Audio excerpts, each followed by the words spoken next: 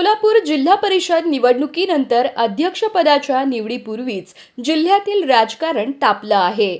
अशात भाजपला मोठा धक्का बसण्याची शक्यता व्यक्त होत आहे. भाजपचे जिल्हाध्यक्ष तथा सांगोला तालुक्यातील चोपडी गटाचे जिल्हा परिषद सदस्य चेतनसिंह केदार यांच्या विरोधात न्यायालयात याचिका दाखल करण्यात आली आहे. त्यांच्या जिल्हा परिषद सदस्यत्व रद्द करण्याची मागणी या याचिकेत करण्यात आली आहे. केदार यांचे नाव सांगोला शहर आणि सांगोला ग्रामीण अशा दोन वेगवेगळ्या मतदार याद्यांमध्ये असल्याचा आरोप करण्यात आला आहे.